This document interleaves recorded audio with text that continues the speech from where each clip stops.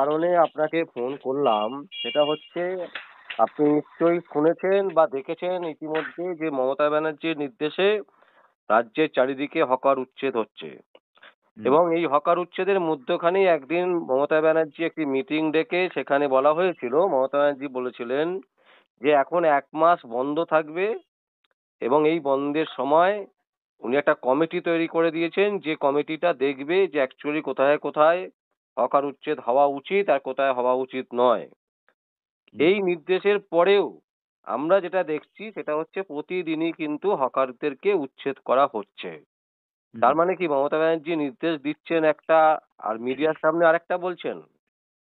কি বলবেন? বিশ্বজিৎ, আমি একটা কথা খুব পরিষ্কারভাবে বলি, বা আজকেও আমি বলছি। রাজ্যবাসী থেকে শুরু করে আমাদের হকার ভাইরা সবকিছুই জানে গেম প্ল্যানটা কি।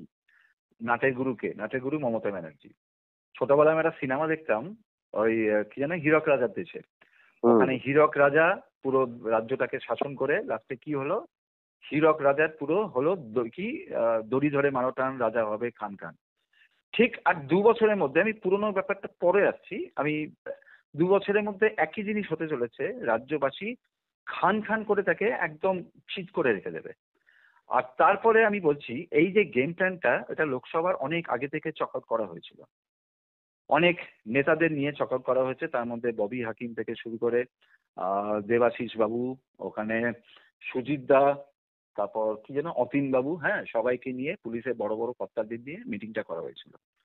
মিটিংটা কি হয়েছিল, হবার বলেছিল যে ওয়েট করতে হবে, লোকসভা ইলেকশনটা শেষ হবার পরই আসনে নামবে। কেন, এখন তো লোকসভার আগে যদি এই জিনিসটা যদি হতো, হকার উচ্ছেদ যদি হতো, মমতা ব্যানার্জি আসনই পেতেন না। ২৪খানা না কটা কটা সিট যাই হোক, সে আসনই পেত না, দুখানাও পেত কিনা সন্দেহ। এক হচ্ছে আমাদের মুসলিম ভোটারদের, আমি মুসলিম ভাইদের জন্য ক্ষমা চাইছি, মুসলিম ভোটারদের আর হকারদের জন্য প্রায় 40-45% ওখানেই নিয়েছেন। বাদ বাকি হচ্ছে ভাতা, কাটমানি, পুলিশের অত্যাচার সবকিছু না হলে আমাদের যেটা মানে প্রেডিক্ট করেছিলাম, 20 থেকে 24খানা আসন এবারই পেতাম। যাই হোক, সেটা পরের ব্যাপার। এবার লাস্টে কি হলো, এবার ভোটের পরেই যখন মমতা ব্যানার্জি দেখলো আরেকবার সিকিওর, আর সামনের বছর, তো সামনের 1-1.5 বছর পরে আবার তার ভোট আসবে, উনি এখন কি চাল চালছেন যে হকারদের উচ্ছেদ করার জন্য। আমি তোমাকে আজকে, বিশ্বজিৎ, আমি বলছি, পরিষ্কার কথা বলছি, এই যে হুম, হকার উচ্ছেদ এখন হচ্ছে না, হুম। পুজো হচ্ছে অক্টোবর মাসে, তো পুজোর অক্টোবর। ঠিক আগে হুম। সেপ্টেম্বর মাসে আবার হকারদের নতুন করে আবার গঠিত করা হবে। আমি বলে দিলাম, আবার নতুন করে গঠিত করা হবে। এখন 2 মাস করে এখন চলবে, হ্যাঁ, মমতা ব্যানার্জি রাজ্যকে দারুণ সাজাচ্ছে, মহানগরকে দারুণভাবে সাজাচ্ছে। কিচ্ছু না, সব প্লেন অ্যান্ড সিম্পল, উনি ভাওতাবাজি, হ্যাঁ, হুম। উনি নাটক করে এটাকে করছেন। করার পর আমি বলছি ঠিক পুজোর আগে সেপ্টেম্বর মাসে আবার নতুন করে হকারদের বসবে, কেন হকারদেরও তো পেটে লাথি মারতে যাবে না। তার বদলে কি করবে, উনি 20%, 30%, 40% কমিশন নিয়ে, কমিশন দিয়ে আবার উনাকে নতুন করে উনি করবেন। এটা হচ্ছে উনার গেম প্ল্যান। উনার মতন বিষধর সাপ, মমতা ব্যানার্জির মতন বিষধর সাপ খুব কম আছে। আমি এটা এত করে, সবাই জানে, সবাই জানে যে উনি কি টাইপের, নিয়ে উনি যতই ইয়ে বলছেন, হ্যাঁ, কার পার্কিং অবৈধ হবে, তো সব গেম প্ল্যান। আরে মমতা ব্যানার্জির একটা আঙুলের অঙ্গুল ছাড়া কেউ নড়তে পারে না। উনি একটা ল্যাম্প পোস্ট, হ্যাঁ, উনি বড় পোস্ট, উনি মেন মাথা। উনাকে মারলে উনার সবার আগে উনাকে চিৎ করা উচিত। গত বছর সুজিতদা এইরকম সময় বা এর আগে আমরা নিজেরা দেখেছি এবং আমাদের সংবাদ মাধ্যমে আমরা নিউজও করেছিলাম যে টাকার বিনিময় 4,000 টাকা থেকে 1 লাখ টাকা পর্যন্ত নেওয়া হয়েছে হকারদের কাছ থেকে। এবং হুম, সেখানে ওরা কংক্রিটের যে লোহার যে রডগুলো হয় সেই রড দিয়ে দোকান বানিয়ে দেওয়া হচ্ছে বিভিন্ন ফুটপাতে, ঠিক, গড়িয়াহাট থেকে হাতিবাগান। এটা সাধারণ ঠিক। মানুষ দেখেছে, আমরাও দেখেছি এবং আরো দু একটা সংবাদ মাধ্যমও মানে এটা প্রচার করেছিল। তাহলে হুম। হঠাৎ করে আবার কি প্রয়োজন পড়লো টাকার? না, টাকার মেন পর্যন্ত হলো সামনে যে ইলেকশনটা গেল, এতটা তো টাকা খরচ হয়ে গেল না।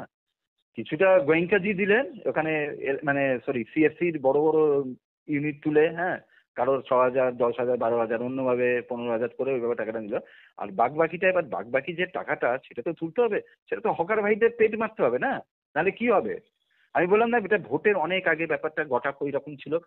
যদি সেরকম হতো তাহলে ফেব্রুয়ারি কিংবা মার্চে কেন হকার উচ্ছেদ করা হলো না, কেন এই জুনের শেষ বা জুলাই থেকে বা জুনে কেন শুরু হলো।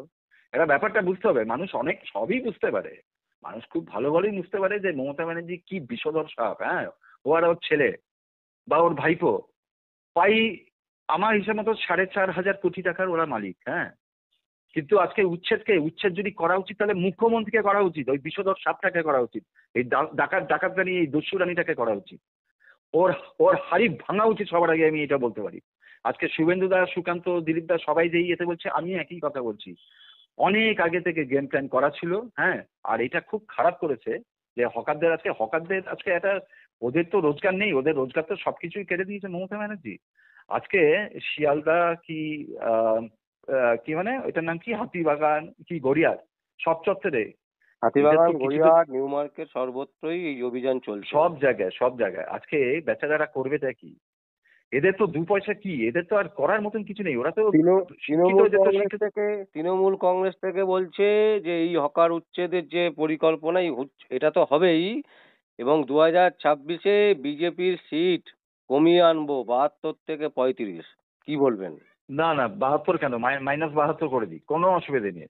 তার আগে দেখুক মমতা ব্যানার্জি, নিজে দেখুক যে উনি আদৌ থাকবেন কিনা, পরের থার্ড টাইম উনি আজও থার্ড টাইমে আসবেন কিনা, এ তো পরের ব্যাপার। 2021-26-এ অনেক দেরি আছে। হ্যাঁ, তার আগে মানুষ কিভাবে উৎখাত করবে, এই ভদ্রমহিলাকে আমি বললাম আজকে ওপেন বলে, আমি ভদ্রমহিলার মতন আমি এই ওয়ার্ডটা ইউজ করছি, এতটা নির্মম ছোট লোক মহিলা খুব কম দেখেছি আমার লাইফে। উনি প্রথম বছর বোধহয় 2012-তে না 2011-তে বোধহয় এসেছিলেন না রাজ্যে, যাই হ্যাঁ, হোক। 2011-তে। 11-তে, ঠিক আছে, প্রথম 1-2 বছর ভালো কাজ করেছেন, সবাই ভেবেছিল যে সিপিএম কে উৎখাত করে ভালো করছে। আদৌ যে দেখাচ্ছে উনি যে কতটা বড় গেম প্ল্যান, আর তার ভাগ্নেকে নিয়ে, তার ভাইপোকে নিয়ে কত বড় যে গেম প্ল্যান। আজকে আমি বলছি যতগুলো নেতা আছে, আমি আরো একবার বলছি, অতীন বাবু থেকে শুরু করে দেবাশিস দা থেকে শুরু করে ফিরাদ হাকিম, সুজিত, হ্যাঁ সুজিত দা, সবাই সবাই গেম প্ল্যানটা জানে। পুলিশের বড় বড় মাথারা জানে, কিন্তু পুলিশের বড় বড় মাথারা কেউ বলতে চাইছে না, কেন ওনার চাপে পড়ে যায়। আমার সঙ্গে বহু বড় বড় পুলিশের কথা হয়, ওরা নিজেরা চায়, আমি কারোর নাম বলবো না, ওনারা নিজেরা চায় যে মুখ্যমন্ত্রী নিজে সরে যাক। কারণ উনি তো কাউকে ওদের ইয়েই দেন না, উনি তো কোনো কাউকে কদরই দেন না। কখনো ছোট লোক, কখন সালাগুন্ডা। হ্যাঁ, মোদিজিকে ইয়ে বলছেন, কখনো অমিত শাহজিকে এই কথা বলছেন, জেপি নাড্ডাজিকে এই বলছেন, শুভেন্দু দাকে বলছেন, সুকান্তকে বলছেন, দিলীপ দাকে বলছেন। হয়তো এবার আমাদের লেভেলেও নেবে, উনি এই কথাটা বলবেন, কিন্তু কিচ্ছু আমি বললাম তো, উনি একদম মানে দেবকারের ছোট লোক যদি হয়, উনি একজন এটা। আর এই গেমগুলো অনেক আগে করা আছে, এইটা তো হট করে তো জুনে হয়নি। 2026-এ আমাদের সিট কমবে কি বাড়বে, কি মাইনাস হয়ে যাবে, কি পুরোপুরি মানে বিজেপি এখান থেকে বেরিয়ে যাবে, সেটা পরের ব্যাপার। তার আগে নিজেকে সামলান। হ্যাঁ, আমি বলছি মুসলিম ভোটারদের হয়তো কিছুটা প্রাধান্য পেয়েছেন। এই জিনিসটা যদি লোকসভা ইলেকশনের আগে হতো না, একটা টিকিটও পেত না, একটা সিটও পেত না মমতা ব্যানার্জি, এটা চ্যালেঞ্জ করে বলতে পারতাম। বলছি, আপনারা প্রতিবাদ করবেন না? মানে আপনারা কিভাবে নামবেন? আমার শুভেন্দু অধিকারী অলরেডি তো বলেছেন অলরেডি পুলিশের সামনে দাঁড়িয়ে পড়বো, এরকম অলরেডি কথা। শুরু হয়ে গেছে, প্রতিবাদ জেলায় জেলায় হয়েছে, আমাদেরও ওখানে জেলায় জেলায় হয়েছে। হয়তো আর কয়েকদিনের মধ্যে হয়তো পুরো ব্যাপারটা উপকার দেওয়া হবে, তারপর হয়তো আমরাই নামবো। আমাদের অনেক কিছু নামার ব্যাপার আছে, আমাদের সিএসসি থেকে শুরু করে হকার উচ্ছেদ থেকে শুরু করে একটা জিনিস কিছুতেই আমি বলে বোঝাতে পারছি না, বা সবাইকে বোঝাতে পারছি না যে রাজ্যের মানুষ কেন আমাদের চাইছে না। হ্যাঁ, দুটো জিনিস হতে পারে। হ্যাঁ, রাজ্যের মানুষ হয়তো চাইছে, মন থেকে হয়তো ভোটটা দিচ্ছে, এবার হয়তো হাইজ্যাকিং করে ভোটগুলো অন্যদিকে চলে যাচ্ছে। না হলে এইরকম করে এত বাজে ভাবে আমরা হারতে পারি না। আমরা ভেবেছিলাম একটা হলেও সিট বেশি পাবো টিএমসি থেকে, মানে লোকসভাতে। তো সেটার কারণ যেটা পুরনো, যেই হোক, ভাতা থেকে শুরু করে অনেক কিছু, পুলিশের নির্যাতন থেকে শুরু করে, না হলে এইরকম হতে পারে না। যাই হোক, এবার আমরা অনেক ভালোভাবে আসরে নামবো। এখনো তো 2 বছর সময় আছে, 2026-এ মোটামুটি মে মাসে হয়তো ভোটটা হবে। দেখা যাক না, তখন মমতা ব্যানার্জি এটাকে 32-এ কানুক কি 12-তে কানুক কি -15-তে কানুক, এবার না হয় যে লাস্টে 200-তে না আমরা উঠে যাই।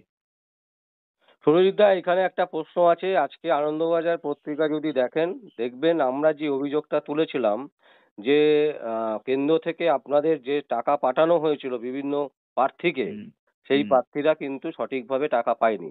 এটা হচ্ছে 1 নম্বর। আর 2 নম্বর হচ্ছে বুথ স্তরে আপনারা ক্যান্ডিডেট মানে লোক দিতে পারছেন না, সেখানে জিতবেন কি হুম। করে? মানে কিভাবে আপনারা এটাকে বাড়াবেন? আজকে আনন্দবাজার পত্রিকাতেও আছে এই একই কথা। যেটা বলেছে সঠিক খবর, এটা আমার কানেও এসছে। আমার যত এমপি ক্যান্ডিডেট তারাও অনেক কিছু বলেছে, সেটা রাজ্যের স্তরে অলরেডি চলে গেছে। এবার আমি অন্য কাউকে বলবো না, নিজেদের মধ্যে হয়তো অনেক গলদ আছে বা ইয়ে আছে, সেই গলদ যদি না মেটা, আমি আগামী দিনে বললাম, আগামী দিনে কিন্তু আমাদের 70খানা কেন 7খানা সিটও পাবো না।